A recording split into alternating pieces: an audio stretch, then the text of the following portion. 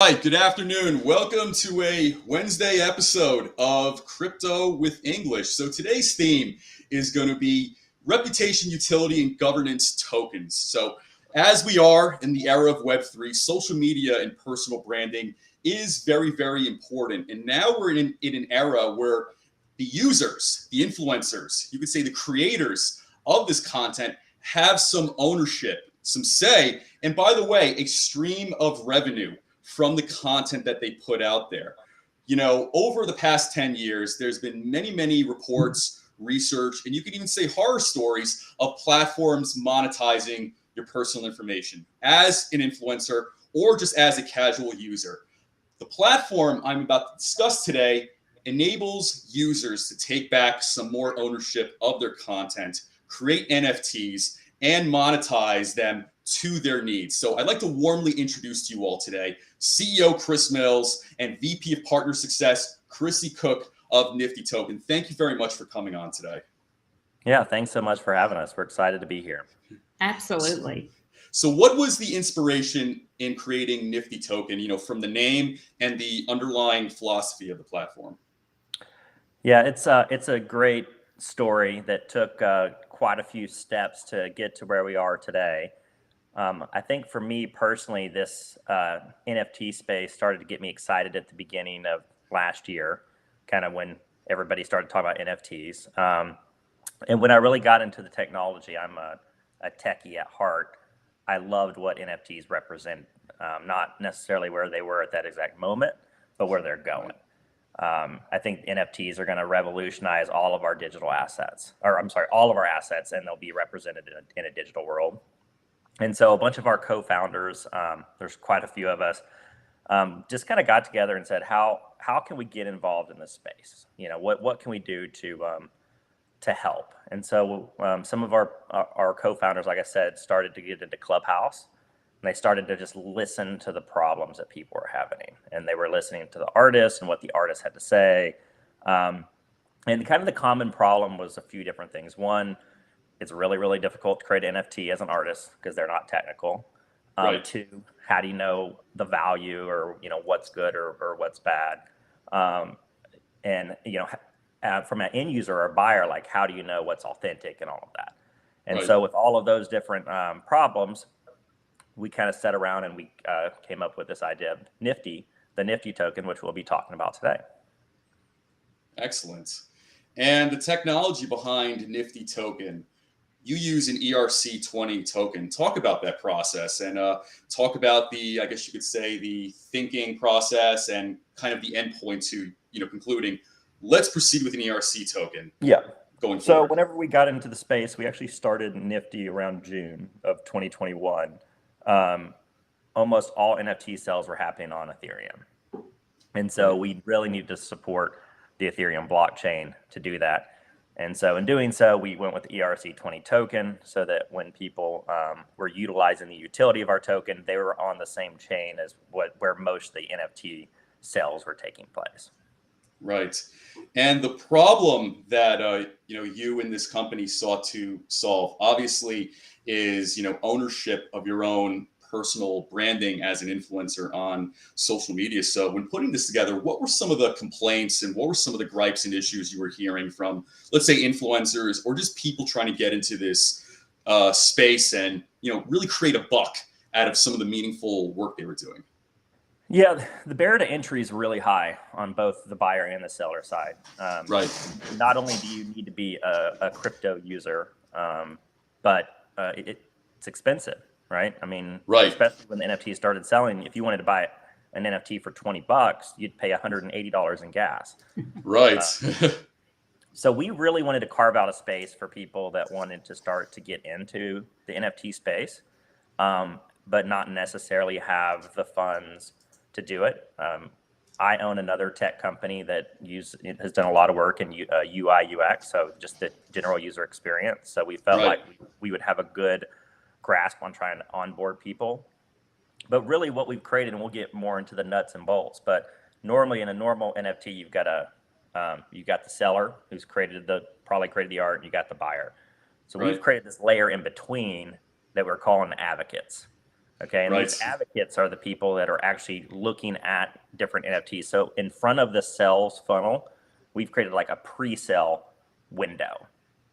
And so let's say you're an artist, you want to sell your NFT. Before you go to OpenSea, you come to Nifty, you put your NFT through our avocation network. All of our users will look through the ones that are coming through there, and they will advocate Nifty tokens towards which NFTs they like.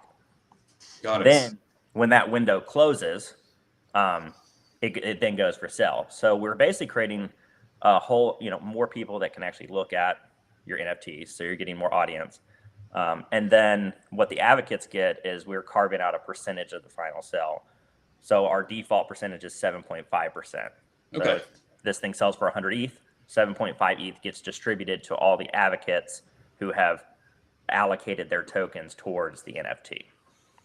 Oh, very cool. Yeah, it adds the incentive for the advocators to promote that art, right? The ones that they've staked their Nifty token on. So Right. it adds a whole influencer level to the process as well. Right. And even beyond art, this could even pertain to things like video reels, or you could say photo sets, memes even, correct? Experiences. Experiences. Absolutely. That's awesome. And I like the term advocacy, because in fact, or advocates rather, because I think that in many ways that is really the function of this, at least this part of the ecosystem, to say the least. When putting this together, what was I guess you could say, the energy usage, or you could say the electricity, I guess you could say, I guess output of this? Because a lot of times people will be like, okay, and I'll preface it like this: cynics of blockchain will often preface it like, well, blockchain is great, but it also exhausts and consumes a lot of energy. So, being faced with some of that, like, criticism, by the way, what was your kind of thinking, or what was your, response to that? Because I've heard it personally many times, and so have, Sure. many of the guests. Yeah, it's a very interesting question. When I talk to people about it, one thing that I do like to remind them is that the processing power that's out there that's running, Right. that's happening no matter what. Right. So if we don't come and put transactions there, or we do, like, these blocks are constantly getting built, these mining machines are continuing to mine. Right. As we add more miners, we're obviously consuming more electricity. Right. I have kind of a fun story. So back when they used to build power plants, this whole idea of just like the electricity always running, they used to generate excess power because it had to be able to meet the demand at any given time. Sure. And so they would build these smelters in there and actually like do anything that was extra. They would use like melt metal and do things like that, so Right. that they weren't wasting the energy. A lot of miners, or some miners, have actually went and revamped those and turned those into mining facilities to actually mine crypto. And so a Wow. lot of the power that is being used, It's like and recycled and repurposed. or it would just be wasted. So it would Yeah. if it's not being pulled, then it ends up getting wasted into some form of energy that's not used. And so it's not as bad as I think people say. And then Ethereum obviously might eventually go to proof of stake, which would totally get rid of the Right. power. 90% of the power consumption would go away then. Got it. And my feeling is this: if we were to compare, let's say, your platform to an art gallery, let's say if this is kind of a venue where you show an array or a collection of art, imagine, I guess you could say, the resources that go into the mere energy bill, so to say, the materials, the processing, and making reproductions of art. Even though those may not be as obvious, those do also have an effect on the environment just by the mere chemicals, very sophisticated fine chemicals that are used. And then thinking about currency, I can only imagine the processes, the energy consumption that goes into the smelting of coinage and the printing of bills, the inks, the paper, the processing of that paper, the packaging. So, transporting it as well, right? So, things like this, may end up being the greener, more sustainable, alternative, going forward. So I'm very excited about this. Now going through the white paper, you mentioned that this platform is blockchain ledger agnostic. Can you talk about that a little bit? Yeah, so we really want to focus on NFTs, and I think NFTs are obviously going to exist on many different chains. They already do. Just so you know, since our white paper, we're now on Polygon as well. Excellent. So you can do everything advocating all of our DApp, our Web3 DApp is fully supported on Polygon, so people can get into our token for a fraction of the cost without the gas fees. Right. Well, significantly less gas fees. And so we want to continue to go cross chains. We're on our tokens on Binance Smart Chain now. And so we're going to continue that process. We don't want to just be stuck to one ecosystem. We really, at the end of the day, want to support the NFT as a whole, the whole space. Right, right. And as far as, NFTs and, receiving royalties and residual income, can you talk about that a little bit? That's a kind of a revolving thing right now that's still being worked out across a variety of platforms. Right now, like OpenSea, for example, supports their own royalty-based system, but it has to stay within their marketplace. There is actually an IP out there for a new ERC standard that builds in the royalty payments into the smart contract. It hasn't been like officially integrated. I can't remember what it's going to end up being, but we're going to we went from ERC 720s to ERC 1155s, and we're basically going to end up with an ERC something else that will support the royalty payouts. And I think that's what the artists are really looking for. The idea of being able to sell their art and take a 1% cut for as long as it's out there as passive income, I think is huge and is a game changer for the NFT space. Right. And I think whether it's art or whether it's currency, especially, scarcity and having a set supply is very, very important. So, kind of looking at our current global financial system, quantitative easing, aka the seemingly unlimited printing of currency, has done more than its fair share of damage, especially in the hyperinflation that we're seeing today. So, very good projects always have, digital scarcity in mind. So talk about, your thinking as far as, Nifty token and kind of setting the supply of certain things. Yeah, we talked about this a lot. And, we actually get a hard time because our initial supply was just 5 million tokens. And, okay. Most of these guys out there, they just... By the way, that's good. That's still very, very small. So yeah, correct. So we get a hard time because it's so small. People are like, why did you only do 5 million? You should have done 5 trillion or whatever. Wanted to support that the scarcity fact. There's a lot of talk. I'm not an economics major or anything, but the difference between deflationary and inflationary currency, it's tough. So we just set a relatively small growth rate on a competitive but small. So I think the way ours is set up is if every single person staked our token and everybody owned all of our tokens, it would take 6 years for the supply to double or something like that, which is very, very slow growth. Right. But it is very stable, nevertheless. Yeah, and measurable. So. Yeah, that's great. And as somebody who's studied Solidity and created smart contracts, I am by no means an expert, but that can be a very arduous, almost you could say painstaking process. So what was it like putting the smart contracts together, for this platform, which, by the way, it's probably going to be the future of the way a lot of businesses operate, whether it's in finance or law, these self-executing programs, aka smart contracts. It's going to save a lot of time and money and add to efficiency. Yeah, it was interesting. I started messing around with Ethereum maybe 4 years ago, and I really got excited about writing smart contracts with Remix and good stuff. Yeah, and so it's just as a programmer, I started programming in the 3rd grade, and wow, actually started my first company in high school 2 years ago. I started. He's an overachiever. So that is awesome. Yeah, 3rd grade. That's incredible. But I love what smart contracts are doing. One thing that is very, very important out there with these smart contracts, if you're doing anything with financials, is doing an audit.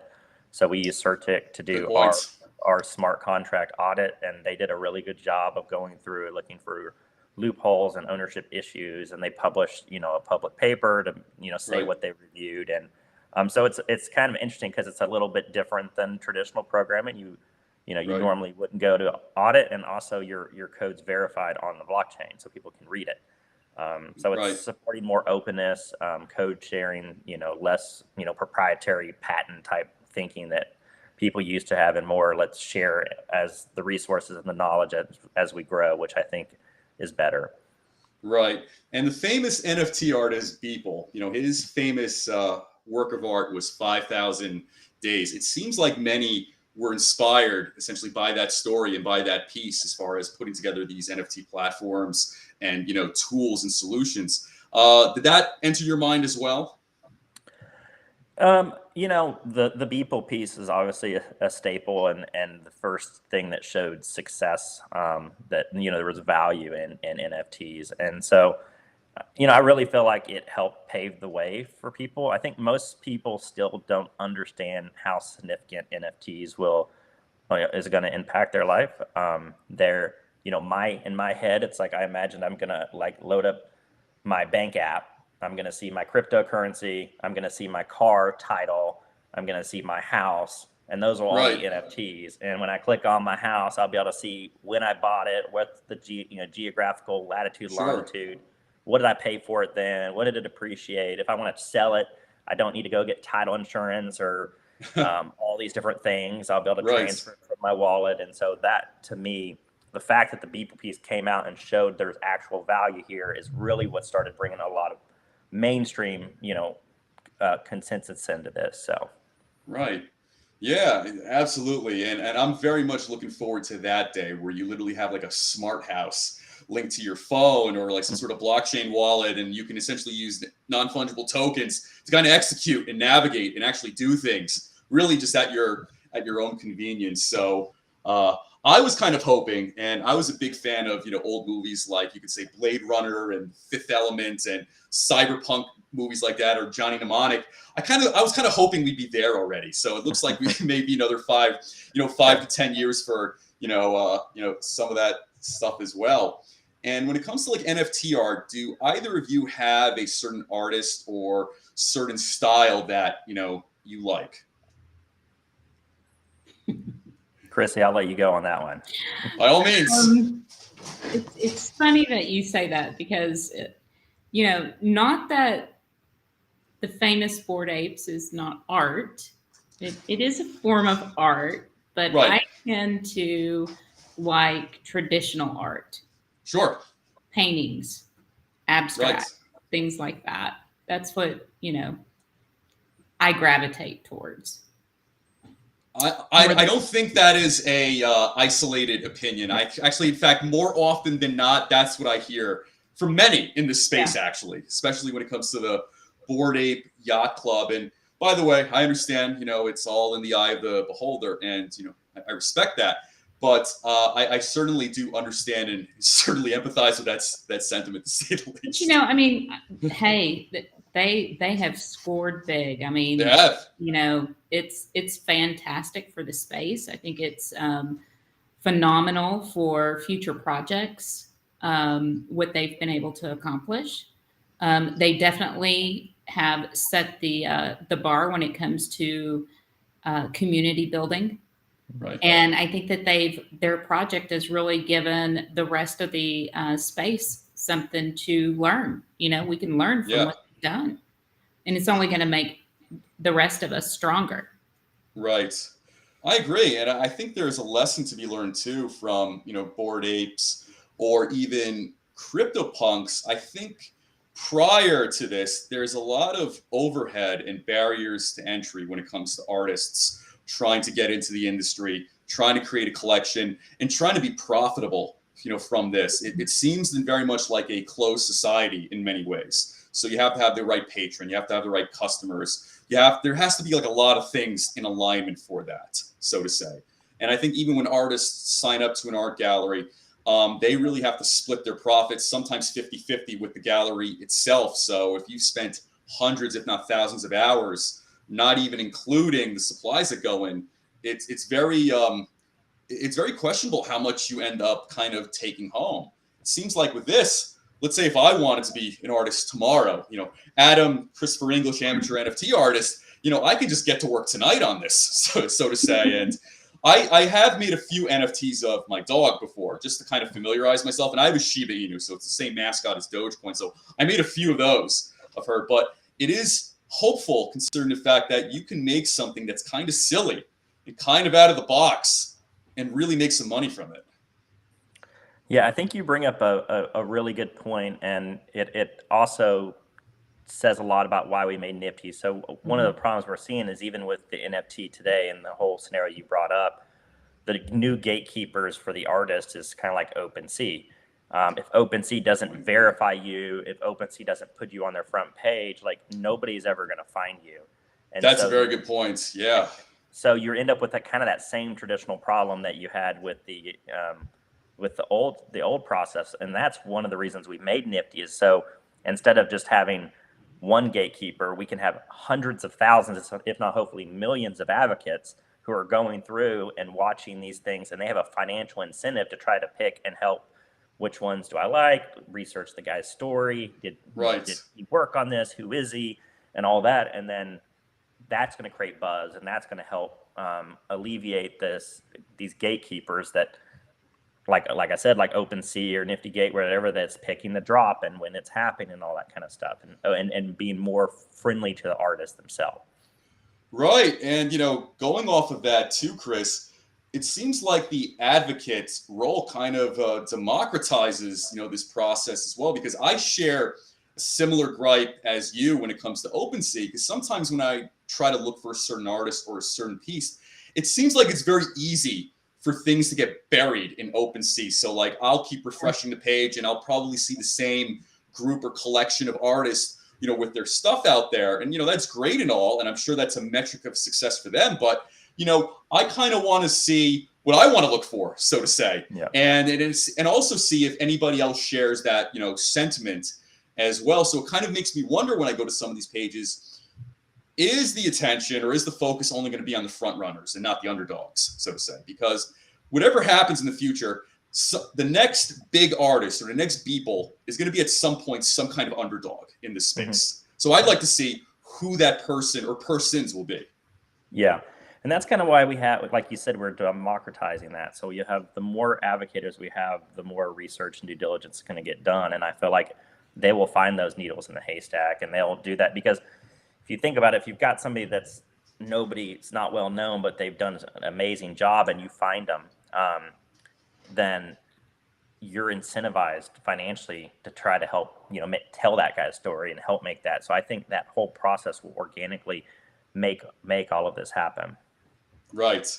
And could you talk a little bit about the Nifty tokens themselves? And by the way, I like the name. I like the design. It kind of just flows, because everybody knows the term Nifty. And also NFT is, obviously in the name. So Nifty tokens, there's like kind of like it's intuitive. You automatically associate it with something pleasant. Go ahead, Chrissy. Oh, I was just going to say it's pretty spiffy. Yeah, so it's the utility behind Nifty token is there's three facets to it. When you buy it, you stake it, which allows you to have more rewards with the Nifty token, right? Right. And then you use your stake tokens to advocate for the NFTs, and you share in the revenue from that right. NFT. The 7.5% is divided. So it does have a lot of utility behind it. And I don't know. I mean, it's exciting. The whole process. I didn't expect it to be so gamified, I guess. Right. When we did our, we're still in beta, but when we had our very first beta run, it was thrilling because it was like, okay, I've got this amount of Nifty and I've got to put it on. I've only got, how many did we start with? 5, Chris? I believe we did, 5 or 6 for our, 5. Yeah, for our first beta. We had 6 NFTs that we could allocate our tokens on. And so you had to pick and choose, how many tokens you were going to allocate on this NFT. And, really looking at the NFT and which one do you think is going to sell, which one, is going to become the most popular. And so we did our avocation cycle usually lasts for 6 or 7 days. Right. So by day 2, when I went and I checked in the DApp, everything had changed. I mean, it was like all of these people came in and started advocating on the ones that I thought, were gonna be the best ones. And so then it was, well, maybe I'll reduce my allocation here and put more over here. And so there's a whole game behind the avocation or allocation of your Nifty tokens, and it gets pretty exciting. So like as a hypothetical, so if I'm to use myself as an example, so I'm a huge fan of 80s action movies, i.e. Arnold Schwarzenegger, probably as you can see in the mural behind me of Pumping Iron. So if there's like an artist, let's say in the Nifty ecosystem, and they're making these really cool Terminator type NFT art collections, but I noticed like in other forums, the artist is there, but it's just kind of buried, beneath other works of art. And let's say if I go on Nifty, it's there, but I want it to just have more attention. I want more eyes on it. Hopefully if I get a piece and there's more eyes on it, the price will, increase over time and more people would buy it. So let's say hypothetically, I buy 500 Nifty tokens and I just fire them all right at this artist and these pieces. That is going to move it at the front of the line with me essentially being an advocate. Is that correct? Yeah, and the thing to remember also is you buy the 500 tokens and you will lock them up until that NFT sells. But once it sells, you get the 500. Those 500 tokens are still come back to you. They're just unlocked again. So then you use those 500 tokens. That's great. Next one. So there's the only thing that it's costing you to lock those up is just opportunity cost. Sure. It maybe you put all 500 on that one that you thought was going to be great and it didn't sell, then you just lost, you lost an opportunity, but that's it. Right. Got it. That's pretty cool. And as far as 2020, what are some of the benchmarks and goals that, you and your team, you and Chrissy hope to accomplish for this year? 2022. Yes. You said did I say 2020? You did. Sorry, I meant 2022. Yeah. Are we going back to 2020? Let's not. Yeah, by the way, I just want to let you know I have a time traveling device here. Yeah. Are you still locked down from 2020? Maybe. Well, it's funny. I think especially up here in the Northeast, there has been very, I guess you could say, heavy duty, rather vigorous, lockdowns. So, people still do regularly, wear masks, whether, entering and exiting stores or, going to schools and things like that. So yeah. I think sometimes I forget. My kids go to school in LA and they just dropped the mask mandate last Monday. Oh, wow. Yeah. Even for outside. So it's, they've been wearing them since 2 years ago. Well, I guess since they reopened the schools, but yeah. Right. But to answer your actual question, we have a huge roadmap ahead of us. The big thing is building our advocate, getting more advocates into the DApp. And so really we're talking about moving Web 2 users to Web 3, which is everybody in this space. This is what we're trying to do. There's still a lot of friction. It's really hard to get a non-technical person over there. It's hard to get move money, any of your fiat into crypto if you don't have some, and then most people go through centralized exchanges, which that doesn't allow you to use Web3. Sure. So we're really one of the things that Chrissy is going to be leading up is our academy program that we're working on. So an education system to try to help onboard Web 2 to Web 3 users. So we're pretty excited about that. The other thing we're going to be building is an artist portal. So your dog NFT that you made. So you made one and you could go list on OpenSea. Well, you would be able to come to Nifty.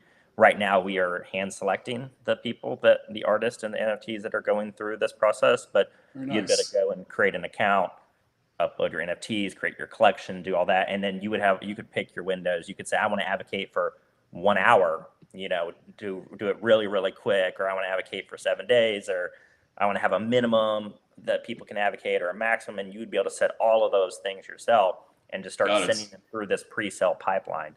And so we're pretty excited about that. Awesome. And Chrissy, could you talk about the Academy program and what to expect and how it's coming along? Well, I've been in crypto since January of 2017. Wow. And so, yeah, one of my biggest things has been just the user experience. And we're still not there. We're five years later and we're still not there. Right. And so I'm going to be looking to partner with different educational companies out there who have the market space, who have built it, and develop some partnerships to help lead the effort on streamlining the onboarding process of crypto users into crypto, because it is difficult. I mean, Right. even using crypto for the last 5 years. I mean, Chris last Friday night, I mean, he had to help me for like 45 minutes. What was it? He was trying to sync all my wallets up, because Oh, okay. I have a wallet with probably every project that has ever launched, because I was pre-ICO days.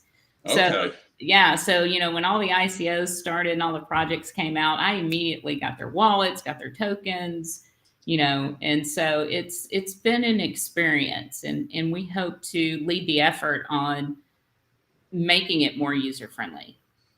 Right. I think the ultimate success in this space is going to be, can you get your grandparents to use this? Can you get your aunts and uncles, to Yeah. use this? Because if I talk about, my show or some of the projects I've worked on, I get a lot of the usual questions. Oh, Bitcoin, is that used for like money laundering? Is that some sort of like scamming tool? Oh yeah. And also a lot of times for people who are not otherwise familiar with the space, there seems to be a too much of a bleeding together of what Bitcoin and blockchain is, almost like they're indistinguishable when you kind of talk to maybe certain lay people, when it comes to this. So, I think that's great that you and your team are coming up with this type of program, for context, because that's what's going to lead to mass adoption.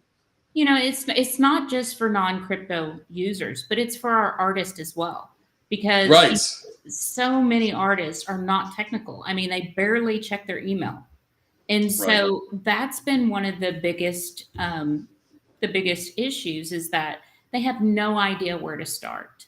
And we've had artists come to us who may have been associated with other projects out there, who have pretty much lost their percentage of their NFTs. In other words, they Sure. only get like 30 or 40% from the proceeds of their NFTs. And so Right. we're really trying to change that dynamic, and we're all about the artist and getting the artist the most revenue that they can possibly receive from their NFTs and from their works. Because, just like in traditional art world, you've got your galleries, such as what you mentioned, how they take 50% of it. Now, is it Yes, always, can you always do that? No, depending on the project, they may not be able to receive the maximum amount. Like our artists right now, if they are NFT artists and they create their own, then they automatically receive 90% of the proceeds. Got it. 7.5 goes back to our advocates and 2.5 to the platform. So they know that they're going to receive that 90% automatically. Got it. And kind of just going back a little bit, keeping in mind that, this project is like ledger and blockchain agnostic. So for like first time users, like if I have like a MetaMask wallet, for instance, I could link this up into this platform and really just like get to work, right? Yeah, if you already have a MetaMask wallet, it's relatively easy to do. We have a ton of YouTube videos that I have made. Awesome. That walk you through all kinds of different things, from cross bridging from Ethereum to Polygon, or just setting it up, on how to buy our token. We're on Uniswap, ApeSwap, Bitmart. So we have a bunch of different ways to get a hold of the tokens, and so we've got some information out there that that will help get people in wherever they currently are. Now, a lot of my videos I'll start out with like, if you have absolutely no crypto at all, this is not. He's like, contact Chrissy. Yeah. Oh, very nice. And I mean, because it is a 3 to 4 day process. If we have someone who wants Nifty token, it takes about 3 or 4 days to onboard them. Yeah, because say you've never been in crypto and you open a Coinbase account, and they'll let you buy Ethereum, right away, but they won't let you export it because they're for fraud reasons. So they'll lock it for 3 or 4 days. So then you need to get it off their centralized exchange and onto the actual blockchain, so that you can actually utilize Web3 benefits. Yeah, and in teaching people how to navigate blockchain and cryptocurrency, and I guess you could say onboarding, where has most of the interest been? Has it been in Bitcoin? Has it been in Ethereum, Dogecoin? I think because we're so hyper focused on NFTs, everybody that's coming to us is on the Ethereum side. Okay. Yeah, I think that's just because we're in that subset. I know there's a huge amount of support all over the place, but the majority of people we talk to are Ethereum users. Got it.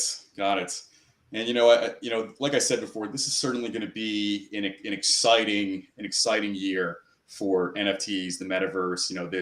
This entire space. So, backtracking a little bit to like NFT artists, in terms of the very, very big ones out there, if you had to choose, which one of those NFT influencer artists would you like to have on Nifty using the platform and advocating and selling their own art, if you had to choose?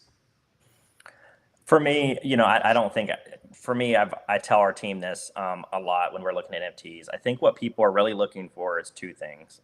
They want to buy something that they feel like is going to have more value in the future. Right. So I want to buy an NFT that I think is going to be worth more down the road than it is today. And they really like to buy things that have good utility. Right. Hey, I'm going to get into this club. I get to talk to these people. I get access to this event. I get my name on a plaque. Whatever. Right. And so when we are looking for artists, we're really looking for those two primary things.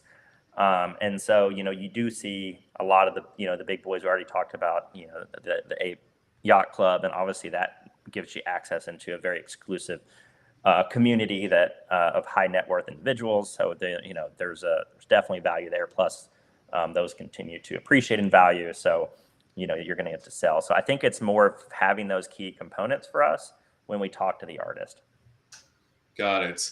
And within the Nifty token platform, is there some sort of tool or functionality for like golden ticket NFTs, or NFTs that can kind of fulfill these like limited edition roles? So let's say if I was to use myself as an example, let's say I make 50 copies of my Shiba Inu NFT collection, my dog, Doge rather.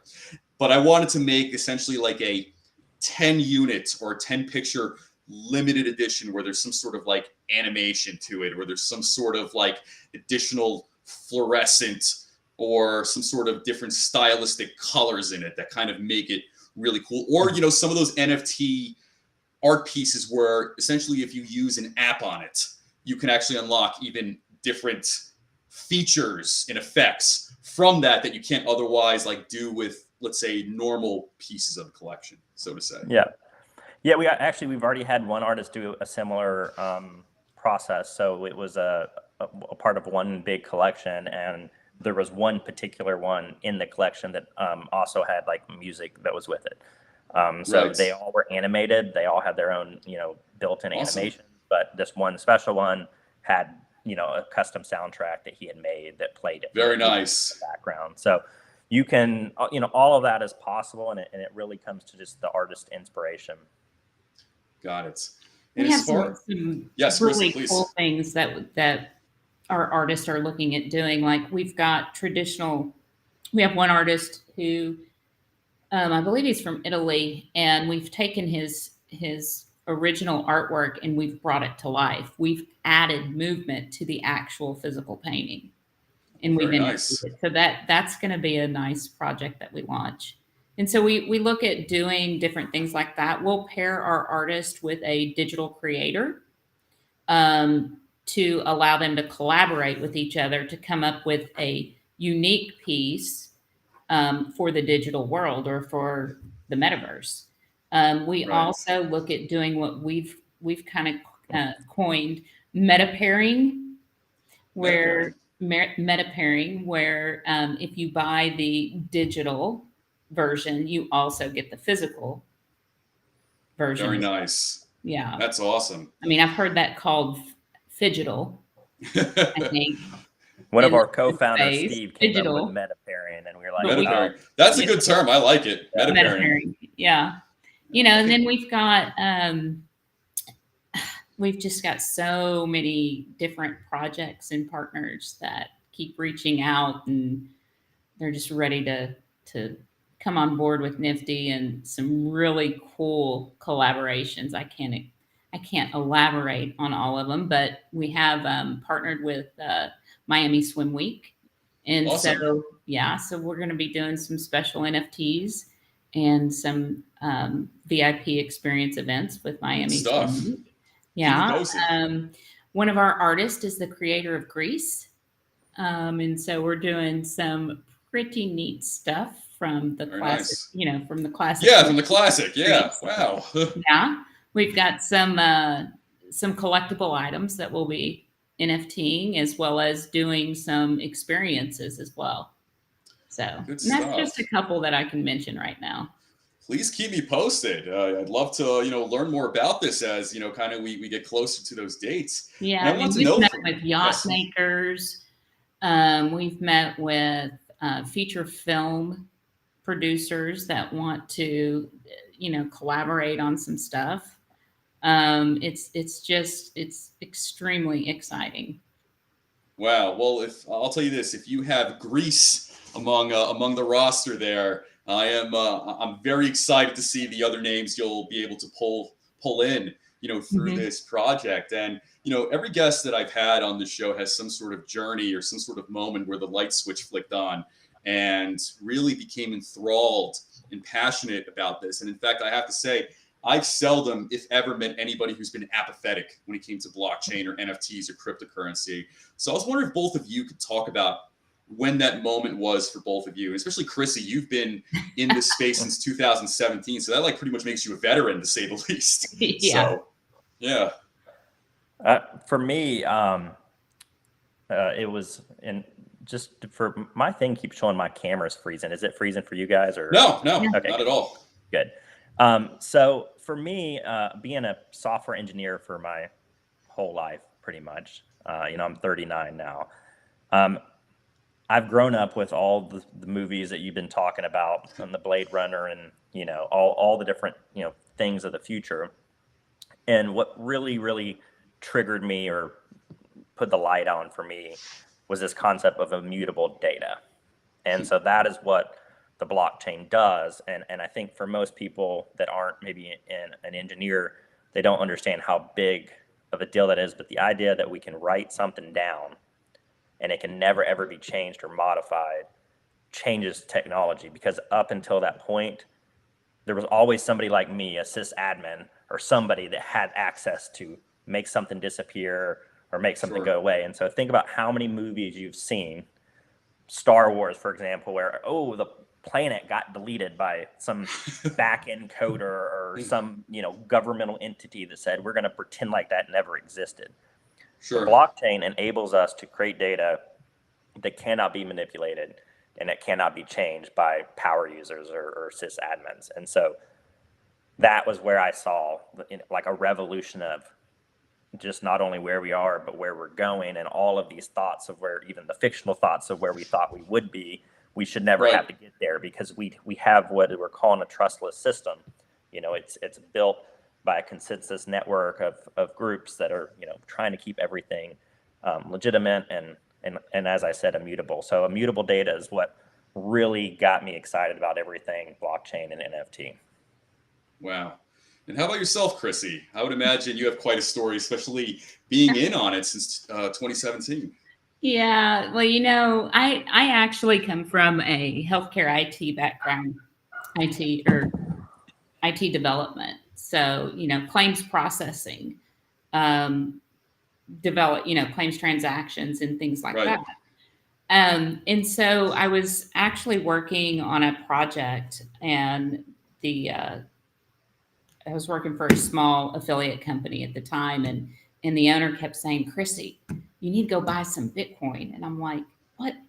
What is Bitcoin?" He goes, "It's like digital cash, or you just trust me, you need to go buy it." And this was in September of 2016. And I was like, "So I'm going to go buy it. Are they going to ship it to me so that I have my coin?" Which is, that's Sure. typical. Everyone, when you very first start talking about it, everyone thinks that you're going to buy it and then you're going to get it, because we're so used to thinking about physical assets, Right. tangible, being able to hold, touch, feel things. So it Right. took me a little while to really wrap my head around it. I researched it from like September until January, and then I just went, okay, well, I'm just going to buy some. So when I bought in, I think Bitcoin was at around $965, maybe somewhere around there. Now, did I buy a full Bitcoin? You wish you bought 20. Because you don't know what you don't know, right? Right. Had I known then what I know today, I would have, dove all in, but I didn't. So Right. that really gave me the bug. And so, having a healthcare background, I did some research on, I just typed in healthcare and blockchain, and up popped an article, I think it was from Deloitte, where they were talking about moving medical claims transactions to the Ethereum blockchain. Oh yeah. And I went, oh, now you're talking my language. And I remember at that time, I think there were like 3, maybe 4 coins in Coinbase. There was Bitcoin, Ethereum, Litecoin, and I think maybe something else. And I went, oh, I remember seeing Ethereum over there, Right. in my Coinbase. So I went, and it was $19. And so I dove all in on Ethereum, which, Wow. yeah. So, and that was like in March of 17. And I just went, I wish I had a time machine now.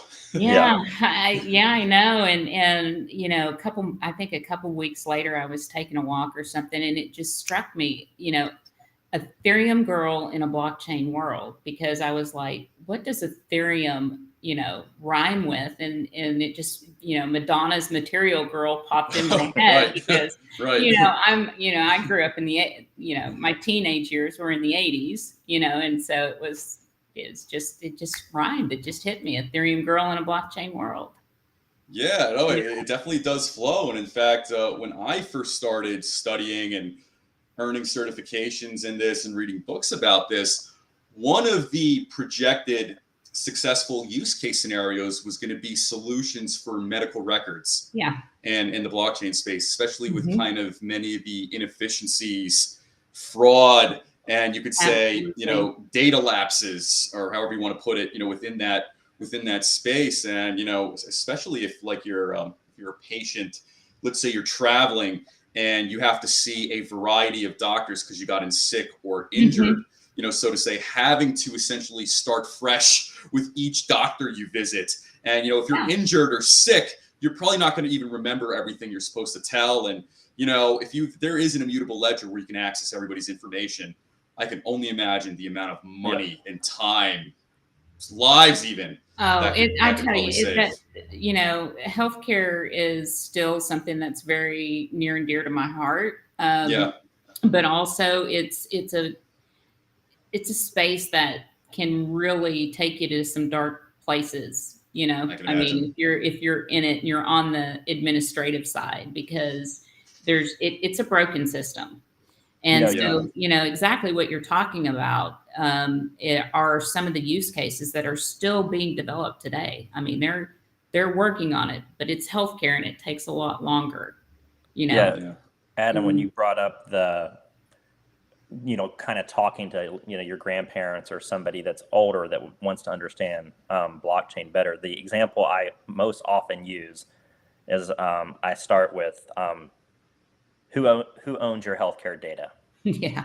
And then most people are like, I don't know.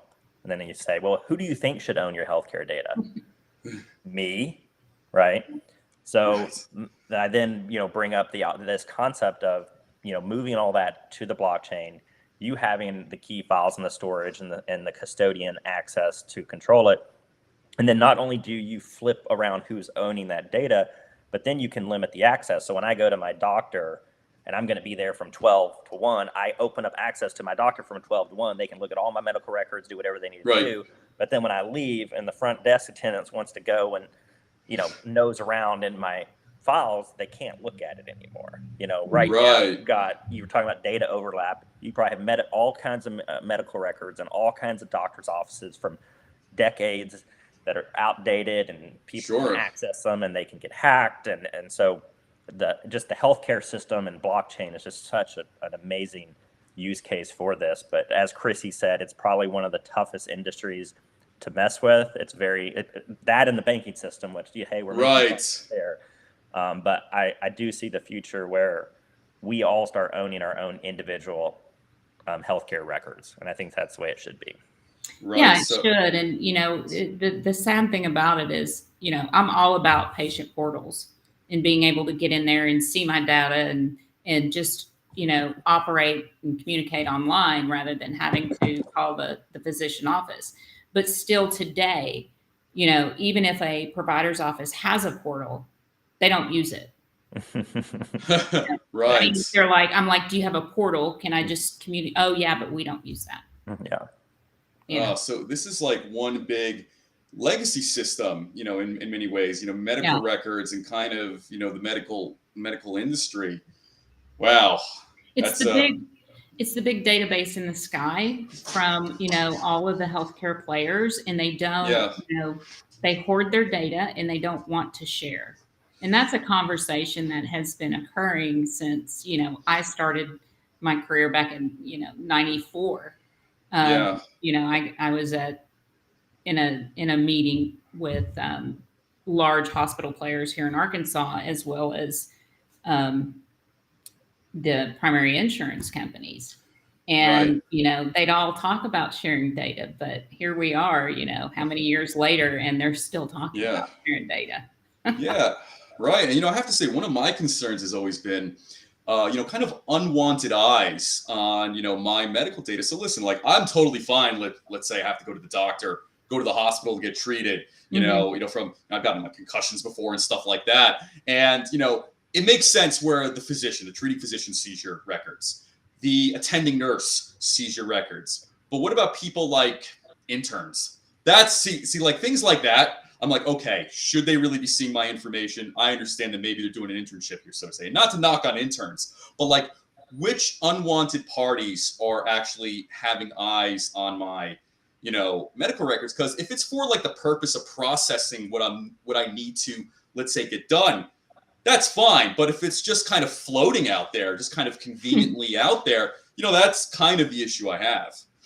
Well, you bring up a good point, and you're probably not aware of this, but your data is safer inside a hospital, within their ecosystem in the hospital. So, interns having access to your data, it's more secure than what you think. Like, unless a provider or the direct personnel who is providing you care is listed as providing you care, no one else can access it.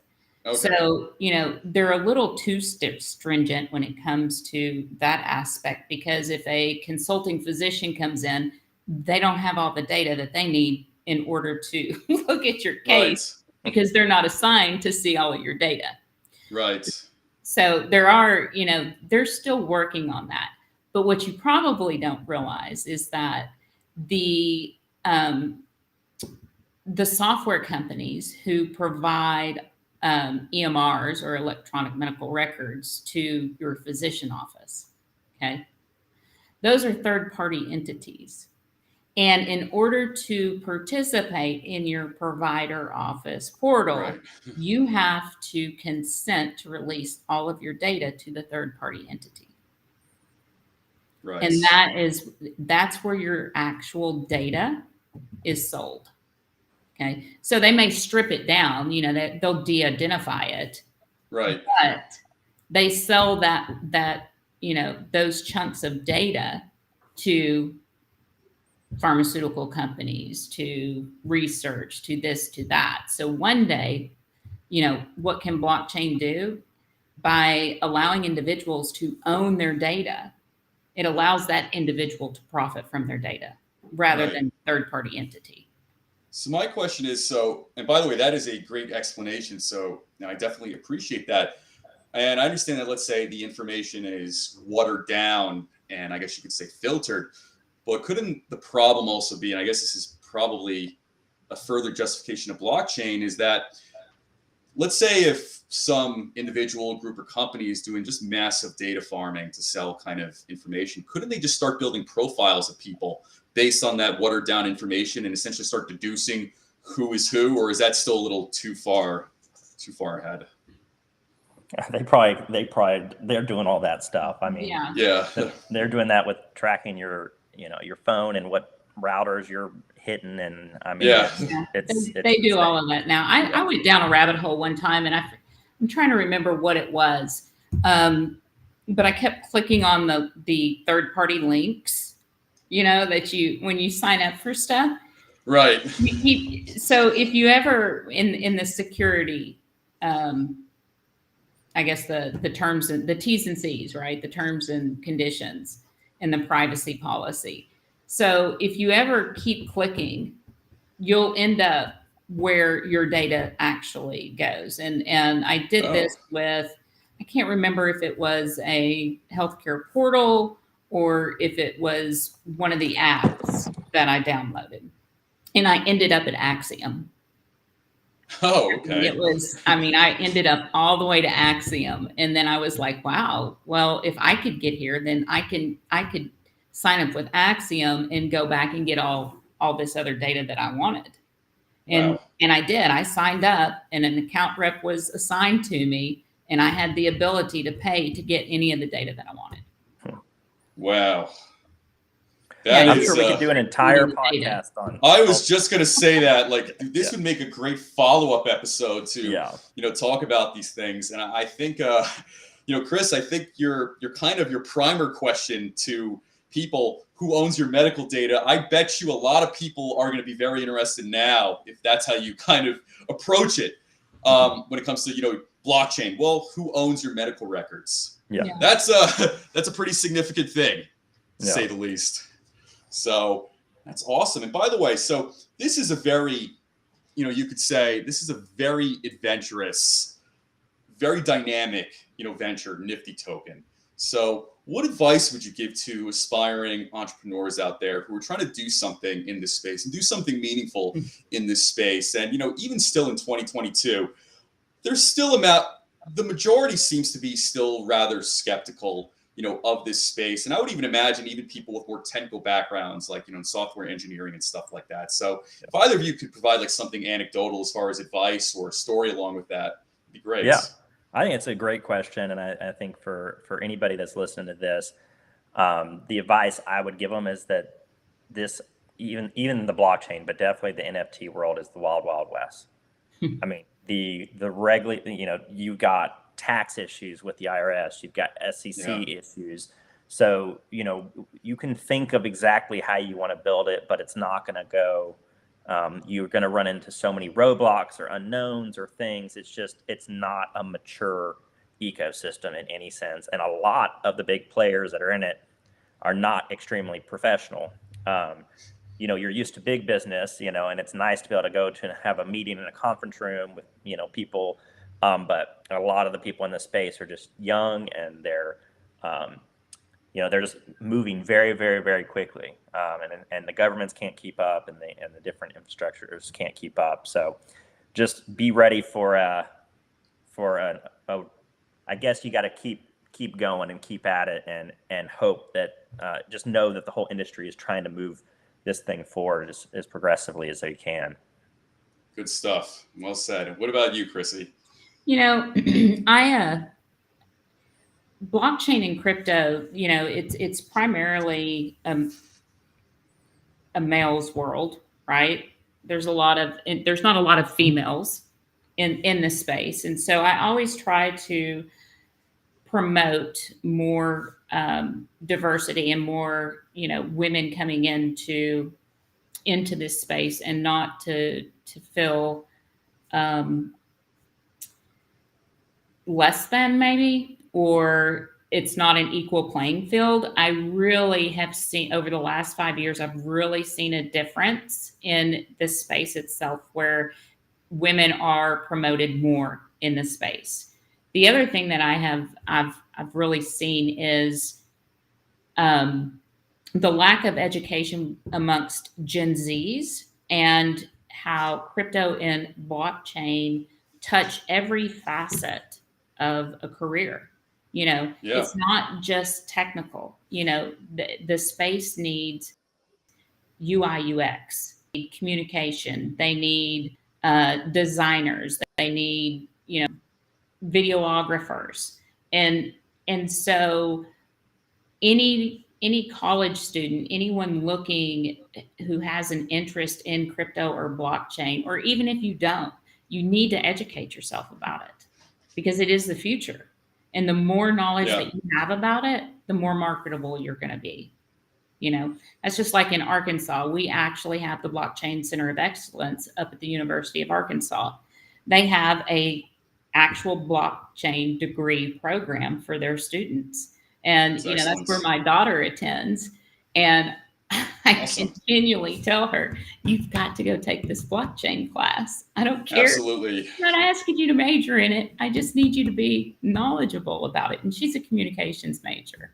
Right. And so every opportunity that I get, I try to talk about the space in general, just to bring awareness to the younger generation, because they're our future and this technology is our future.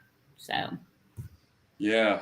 Wow. That is beautifully said. And, I have to say, certainly in Web3 and in blockchain, it seems like, maybe in part because it's relatively new, it seems like there is less barriers to entry than maybe other industries. So it yeah. seems like as time goes on, we're going to see a lot of female tech entrepreneurs in this space doing very serious substantial things so to say. And I think having the benefit of this whole space being in its infancy, it is easier to just jump right in and just start doing stuff, and you can get noticed, and you can essentially start building a name for yourself. You don't essentially have this kind of like country club good old boy type of bulwark, kind of just allowing the same people to kind of rise up. And by the way, that male or female, That's right. it doesn't seem like the Web3 blockchain per se has that, at least not particularly obvious from what I can see anyway. So Wild Wild West. Right. It's a wild west. Well, I love that. Well, it's true. And, back in 2017, when the ICO boom started, it was the wild, wild west. I mean, it was pretty much a free for all.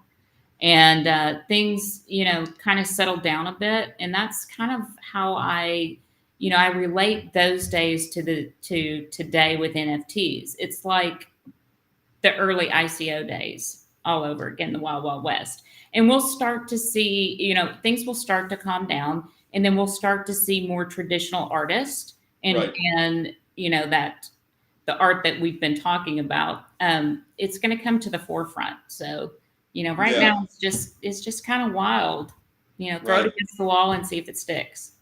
And by the way, kind of like dovetailing off the wild, wild west, first off, I absolutely love that notion of, any type of space or any type of industry where it's like that. That's where kind of the most creativity and the most possibilities can be realized. And by the way, in the old Wild Wild West days, you did actually have male and female cowboys in those days as well. Yeah. So, there's something a little historical there. But what's good is that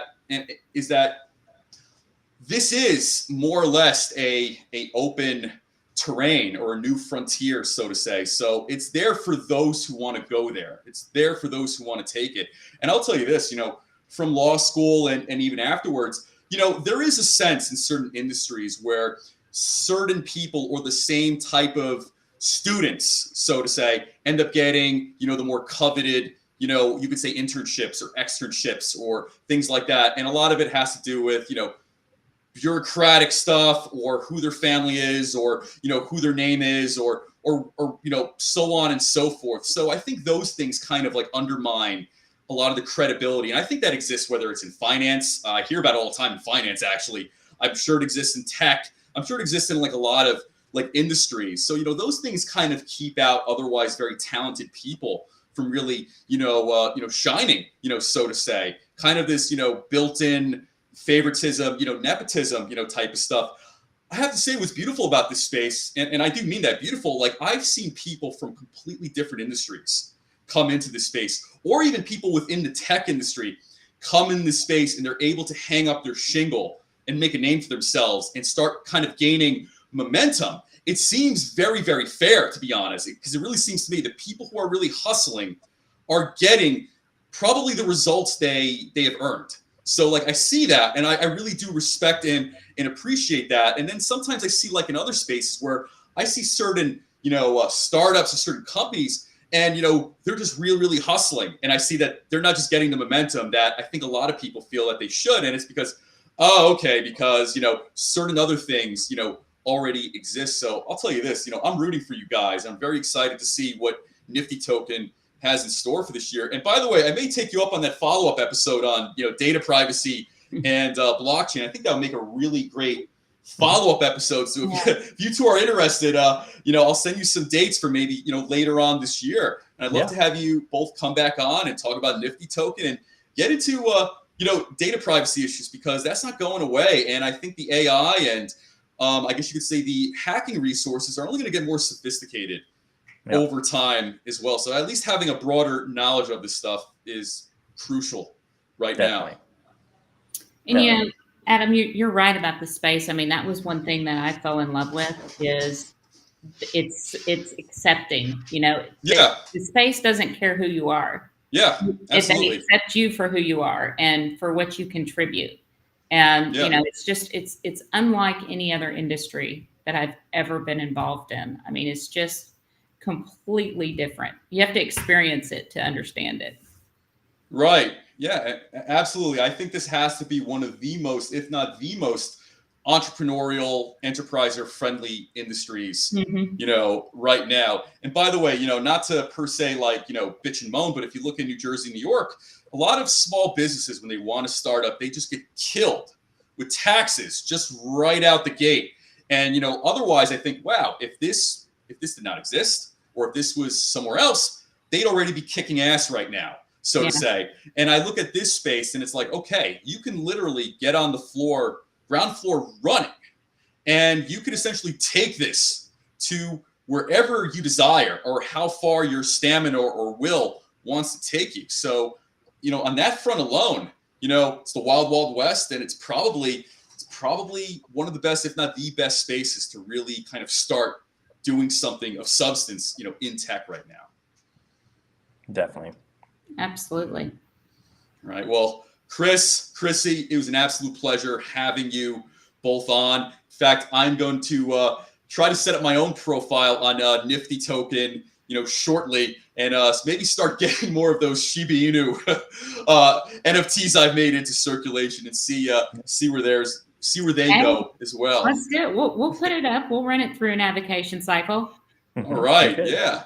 By the way, it's great. You actually have advocates, so to say, an advocate function built in there, like a real democratization of kind of your say in the NFT art world, where I think right now a lot of celebrity buy-in is great, but that is really what moves art to the front of the line. If you have like people like Snoop Dogg buying your collection, regardless of the quality, that's going to be what's moved to the front of the line, so to say. So I really like this, and I'm very, very curious, and I think this is very promising. So I'll be keeping in touch, very, very soon, and keep me posted with all the events and things you'll both be doing this year.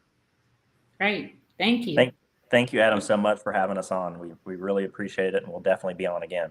Yeah. Absolutely. And it was a pleasure having you both on. So thank you. Thanks. Thank you. All right. Take care.